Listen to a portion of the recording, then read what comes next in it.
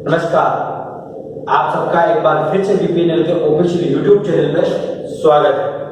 और मैं सुमेर जी, जस्ट पिछले टॉपिक में अपने बात की थी सबसे खतरनाक जीवाणु जनित रोग जिसको एंथ्रेक्स बोलते हैं उसके बारे में बात की थी। उसमें किस प्रकार से पशु का लक्षण दिखाई देते हैं, कुछ समय तक लक्षण दिखाने के कुछ समय में ही पशु की मृत्यु किस प्रकार से होती है और उसका कौन सा बैक्टीरिया उनके बारे में बात की थी।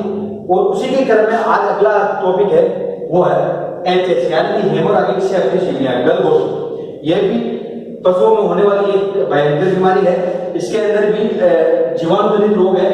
ये भी पशुओं में ज्यादातर देखने को मिलता है। मतलब बरसात का महीना आता है या बरसात का मौसम सीजन चलता है, उस समय ये बैक्टीरिया है जो एक्टिव होता है और ये क्रिएट कर देता है। तो आज उसी के बारे में अपन बात करेंगे। तो इसके कुछ अन्य नाम है, तो जैसे नाभिक बुखार यानी कि बुखार। अपन एचएस के अंदर नाभिक बुखार पढ़ रहे हैं और उससे पहले जो एंथ्रेक्स थी उसके अंदर भी अपन बुखार पढ़ रहे थे। यानी कि बुखार होना एक कॉमन बात होगी बैक्टीरियल डिजीज के अंदर। दूसरा पार्चुलेलोसिस। पार्चुलेलोसिस इसलिए नाम पड़ा था कि इसके वैज्ञानिक नाम था पार्चुलेला, यानी कि पार्चुलेला नाम वैज्ञानिक था जिसने इसकी खोज की थी, उसी ने अपने नाम पे इस बीमारी को पार्चुलेला नाम रख दिया। और बैक्टीरिया का नाम भी पार्चुलेला मल्टीशुले या पार्चुलेला बोविसेप्टी का नाम से है, वो आगे बात करेंगे। घोटुआ, गांव के अंदर जो देसी लैंग्वेज के ऊपर बात करते हैं तो वहां घोटुआ बोलते हैं, गरना बोलते हैं, ये गरवा या फिर शिपिंग निमोनिया यानी कि निमोनिया भी जैसी सिचुएशन भी पनप जाती है। तो ये सभी अन्य नाम है जिसमें अपन देखने को मिलते हैं। गलघोटू जीवाणु जनित रोग है जो मुख्य रूप से गाय, भैंस, बछड़ी, बछड़ा, पाड़ा, पाड़ियों आदि में होने वाला प्राणघातक संक्रामक रोग है।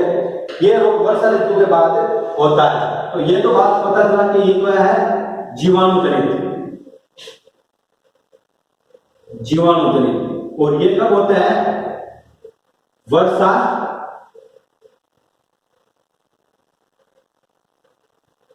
के समय।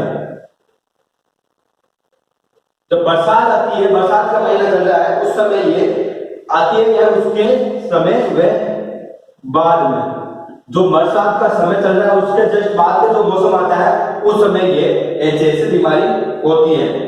इस रोग में पशु के तेज बुखार, गले में सूजन आ जाने के कारण पशु को श्वास लेने में तकलीफ होती है। यानी कि डिस्पनिया आपने यूज किया था तुरंत पहले भी, यानी कि श्वास लेने में तकलीफ होना, डिस्पनिया हो जाना। पशु के तीव्र निमोनिया हो जाता है तथा पशु घर घर की आवाज करता है और श्वास लेते हुए मर जाता है। इसके अंदर क्या होता है कि पशु को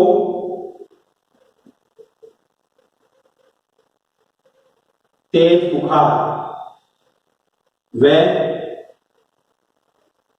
गले में सूजन, दर्द सही, मतलब दर्द के साथ सूजन भी आती है गले के अंदर और बहुत ज्यादा तेज बुखार आता है। और जिसकी वजह से क्या होता है, जिसकी वजह से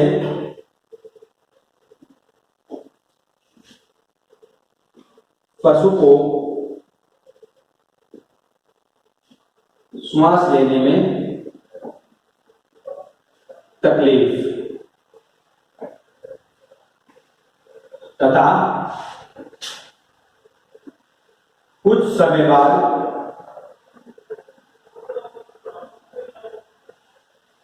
पशु गर की आवाज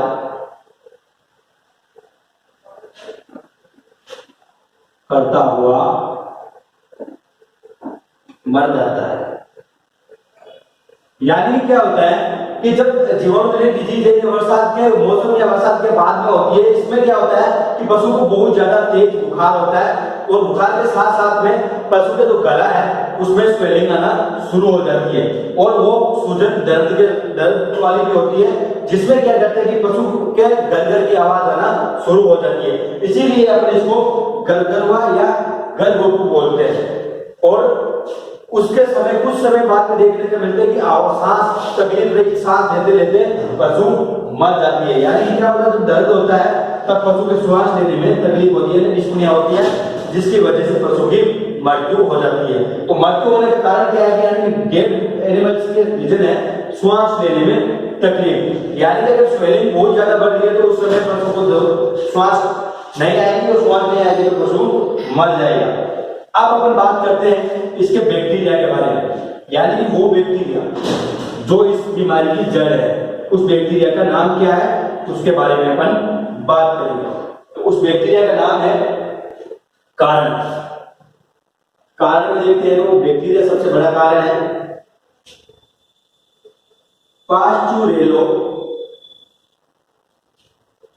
पास्चुरेलोसिस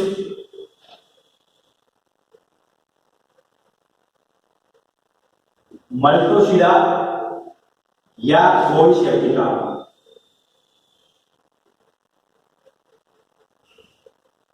पास्चुरेला मल्टोशिरा में पास्चुरेला गोई सेप्टिका ये बैक्टीरिया का नाम है। यही बैक्टीरिया है जो एचएस को क्रिएट करता है। पास्चुरेला गोई सेप्टिका या पास्चुरेला मल्टोशिरा नामक जीवाणु के कारण यह रोग होता है। यह जीवाणु छोटा है, इसमें क्या है, ये जो बैक्टीरिया है वो छोटा ग्राम नेगेटिव होता है, लेकिन जो अपन ने बात की थी एंथ्रेसिस के अंदर वो ग्राम पॉजिटिव था, ये ग्राम नेगेटिव है। और ये कौन सा है? Non motility. नॉन मोटिल यानी अचल है, ये चल नहीं पड़ता, बायोपोलर। यह बैक्टीरिया जो पास्चुरेला मल्टोशिरा या पास्चुरेला गोई सेप्टिका ग्राम नेगेटिव है, जो अचल है, नॉन मोटिल है, ये बायोपोलर के नाम से जाना जाता है।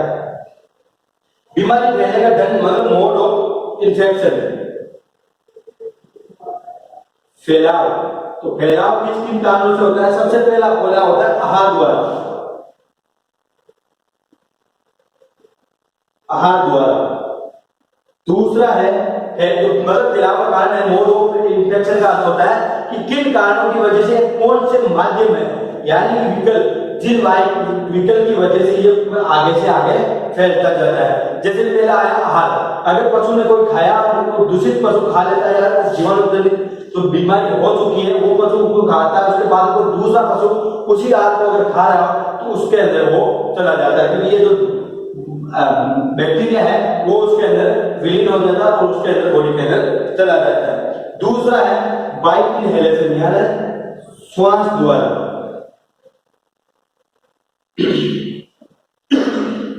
पहला आहार द्वारा हो गया मतलब बाइट इनहेलेशन, दूसरा इनहेलेशन, तीसरा हो गया परजीवी द्वारा। परजीवी द्वारा यानी बाइट पैरासाइट। ये तीन कारण है या तीन विकल्प है जिसकी वजह से पशु में ये बीमारी फैलती है। तो पहला बात करते हैं आहार द्वारा। जब रोगग्रस्त पशु चारागाह पर चला जाता है तो संक्रमित पशु से लार से घास आदि दूषित हो जाती है, तथा जब स्वस्थ पशु उसी चारागाह में चढ़ता है तो वह जीवाणु पशु के शरीर पे पहुंच जाता है। तो इसको अपन एक डायग्राम के रूप में पढ़ लेते हैं, बता लेते हैं कि क्या है कि जब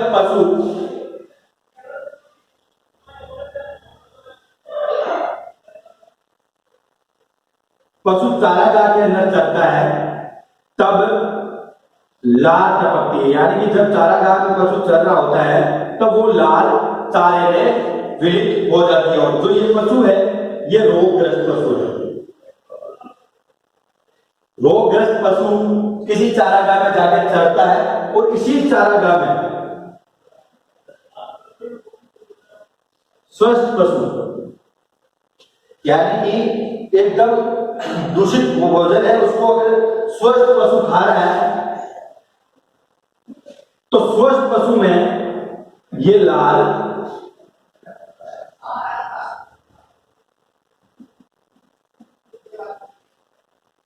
स्वस्थ पशु में ये लाल जो चारा है, चारे में लाल मिले वो जब पशु खा लेता है तो ये बैक्टीरिया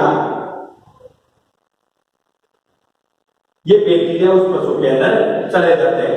यानी कि अगर दूषित पशु किसी चारागाह में अगर चल रहा है, चारा पानी खाया है, तो वो वहां से उसमें एक रिलीज होती है लार, वो लार के अंदर ये बैक्टीरिया उपस्थित होते हैं और वही बैक्टीरिया जब उसी चारागाह के अंदर स्वस्थ पशु चलने आता है तो उसी चारे को जब स्वस्थ पशु खाता है तो वो पशु चारे के साथ में वो बैक्टीरिया स्वस्थ पशु में चला जाता है और वो भी दूषित हो जाता है।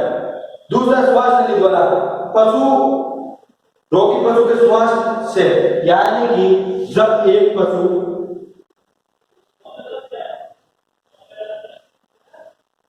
दूसरा पशु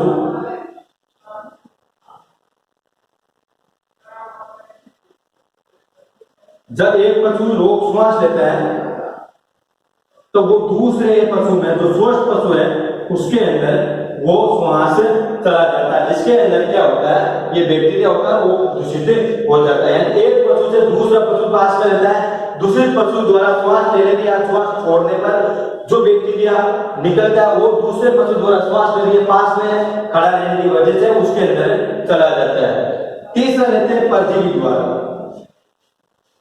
जब मक्खियां, मच्छर, चींचड़ रोगग्रस्त पशु के खून चूसते हैं और वही परजीवी जब स्वस्थ पशु को काटता है तो रोगी के जीवाणु के शरीर में प्रविष्ट कर देता है। यानी कि जब रोगी पशु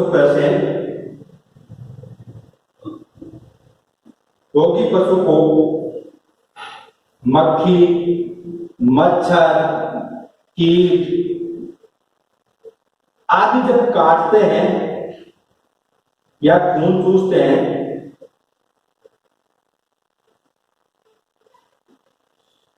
तो उसके अंदर उसी खून में या मक्खियों में से जो बैक्टीरिया है वो बैक्टीरिया चला जाता है। और जब यही मच्छर और मक्खी स्वस्थ पशु को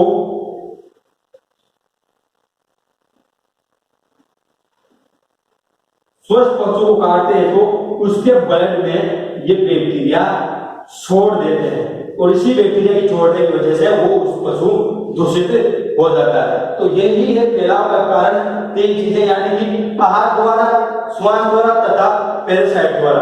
मान लेते किसी गाय पे किसी भैंस गाय को ऐसे हो गया और जब वहां से मक्खी, मच्छर या किसी कीटनाशक चीज ने काटा था वो उसके अंदर जो ब्लड है या खून चूसता है पशु के तो वो मक्खी के अंदर चला जाता है।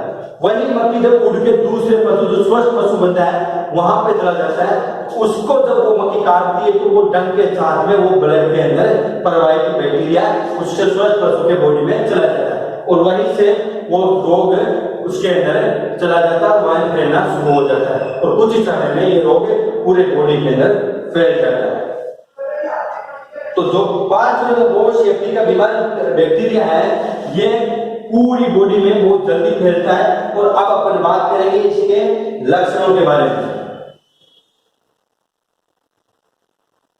बिल्कुल इजी टॉपिक है, याद रखने वाला टॉपिक है, इसके अंदर ज्यादा कोई टर्म्स नहीं है जिसको याद रखने तो कुछ ही टर्म्स है और बाकी सब चीजें रेगुलरली अपन सब कुछ देख चुके होते हैं। और इसी बैक्टीरिया की वजह से सबसे बड़ी याद रखने वाली बात है ये बैक्टीरिया का नाम और कुछ इसके अन्य नाम होते हैं। चलिए अपन बात करते हैं सिम्टम्स के बारे में। सिम्टम्स यानी लक्षण कुछ इस प्रकार से दिखाई देते हैं, उनके बारे में बात करते हैं। पशु सुस्त रहता है, पशु को टेम्परेचर 104 से 106 डिग्री फ़ारेनहाइट तथा पशु को पतला दस्त होना शुरू हो जाता है। पेट में दर्द, गले में सूजन, पशु के लार गिरती है तथा जीभ को बाहर निकालकर गरगर की आवाज के साथ श्वास लेना है। यानी कि लक्षण क्या है, पशु सुस्त यानी डर रहता है,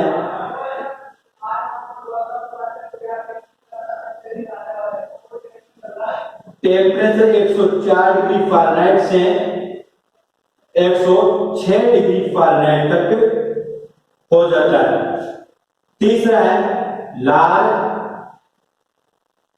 टपकती है या गिरती है। चौथा है गले में सूजन आती है। यानी कि क्या है, डर रहेगा, टेम्परेचर 104 से 106 डिग्री फ़ारेनहाइट हो जाएगा, पशु के मुंह से लार टपकेगी, गले में सूजन आ जाएगी और पशु को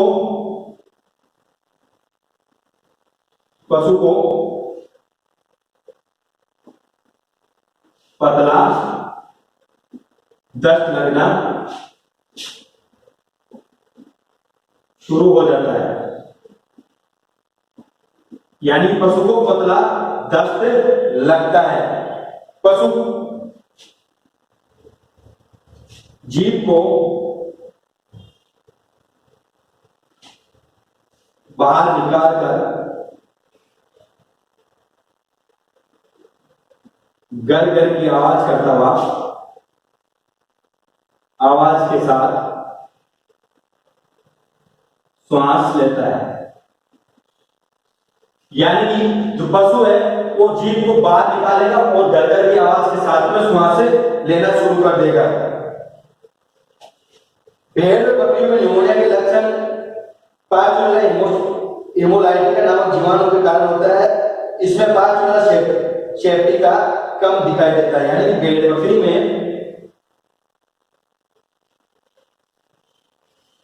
बकरी में न्यूमोनिया के लक्षण दिखाई देते हैं। जो पार्चुलेला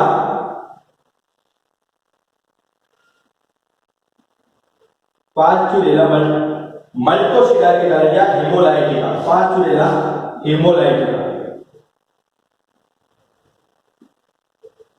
पार्चुलेला हेमोलाइटिका के कारण होता है। यानी भेड़ बकरी के अंदर जो निमोनिया है उसके लक्षण दिखाई देते हैं। वो किस लक्षण के दिखाई देते हैं? पार्चुलेला हेमोलाइटिका के कारण दिखाई देता है। और उसमें क्या है, तो पार्चुलेला बोविस सेप्टिका या मल्टोसिडा है उसके बहुत कम लक्षण दिखाई देते हैं। तो बाद में मृत्यु हो जाती है। तो यही लक्षण है जो पशु के देखने को पता चलता है कि इस पशु को जो क्या है, हेमोरेजिक सेप्टिसेमिया यानी गलघोटू की बीमारी हुई है। यानी कि पशु को बहुत ज्यादा दर्द या सुस्त रहेगा, साथ ही में टेम्परेचर या तापमान बढ़ जाएगा जो 104 से 106 डिग्री फ़ारेनहाइट है या उससे ऊपर भी होता है। उसके साथ में पशु के मुंह से लाल गिरती है और लगातार लाल गिरती है। साथ ही में गले में सूजन तथा पशु बिल्कुल पतला दस्त करना शुरू हो जाता है और अपनी जीभ को बाहर निकाल के गर गर की आवाज के साथ में श्वास लेता है और श्वास लेने में तकलीफ होती है। उसी के कारण पशु की मृत्यु हो जाती है। तथा भेड़ और बकरी के केस में अपन देखते हैं कि भेड़ और बकरी में न्यूमोनिया के लक्षण दिखाई देते हैं। और वो न्यूमोनिया किस कारण होता है? जो ये पार्चुलेला है तो पार्चुलेला हेमोलाइटिका बैक्टीरिया की वजह से इसके लक्षण जो न्यूमोनिया के लक्षण दिखाई देते हैं। लेकिन इसके अंदर क्या देखने को मिलता है? इसके अंदर पार्चुलेला बोविस सेप्टिका के कोई लक्षण नहीं दिखाई देते हैं। अब अपन बात करते हैं निदान के बारे में। तो निदान अपन दो चीजों से देख सकते हैं। एक अपन लक्षणों के आधार पर, दूसरा अपन किसी टेस्ट द्वारा या परीक्षण द्वारा लैब के अंदर जांच के द्वारा अपन इसका निदान कर सकते हैं। अब अपन बात करते हैं ट्रीटमेंट के बारे में।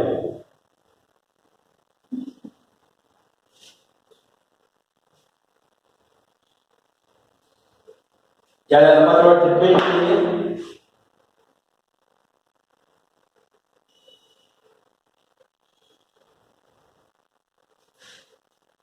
रोगी पशु को अन्य पशुओं से अलग रखना सबसे पहला प्रायोगिकता अपनी या पहली प्रायोरिटी यही रहेगी कि जो पशु रोगग्रस्त पशु है उसको अन्य स्वस्थ पशुओं से दूर या अलग करना जरूरी है। यानी कि रोगी पशु को अलग रखें। दूसरा है सल्फाटिमाइडिन जो है इंजेक्शन, सल्फा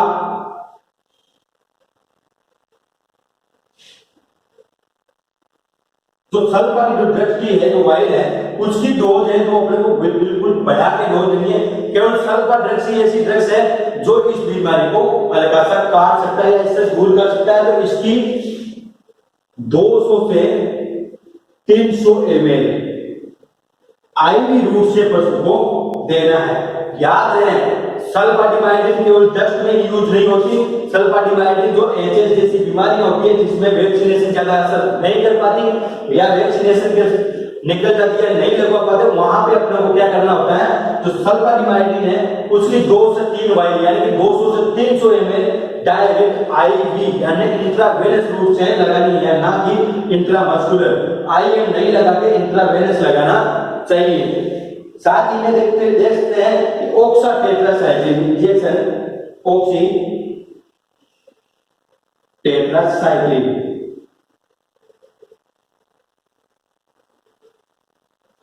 इसको जिसको अपन टेरामाइसिन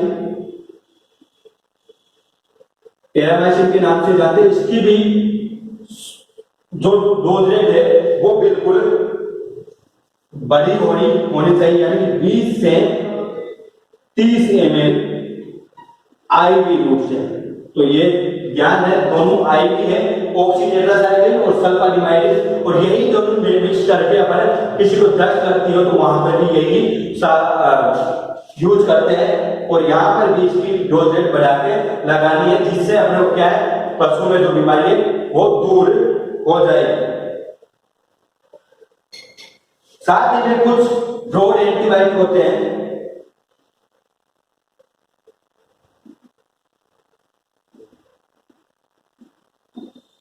ब्रॉड एंटीबायोटिक 3 से 4 ग्राम इंट्रामस्कुलर पशु को लगाना होता है।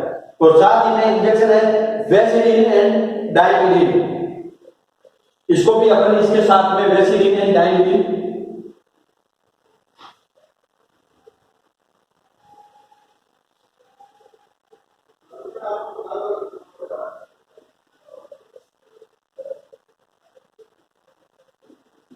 आईवी रूप से अपन को देना है। और इंजेक्शन एंटीहिस्टामिन, यानी कि सीपीएम 10 से 15 ml इंट्रामस्कुलर। ये ट्रीटमेंट है जो एचएसवी डिजीज के अंदर अपने को करना होता है। साथ ही में जैसे कुछ वैक्सीन है, जिसको ग्रोथ वैक्सीन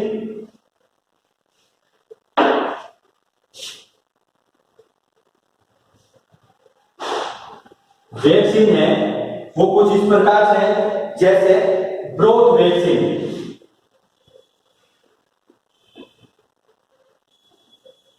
ब्रोथ वैक्सीन की 5 सीसी, ये सीसी छोटा है, इसमें कुछ लिमिट होती है, जैसे 2 ml तक बोल सकते हैं। 5 सीसी, यह सीसी वो बोतल वाली वायल वाली सीसी नहीं है, छोटी सीसी इसकी क्वांटिटी है, वो सब कट लगानी होती है। ये पहले भी बताया था कि जो भी वैक्सीनेशन है वो सब कट लगती है। साथ में ऑयल एडजुवेंट वैक्सीन भी लगाना पड़ता है, यानी ऑयल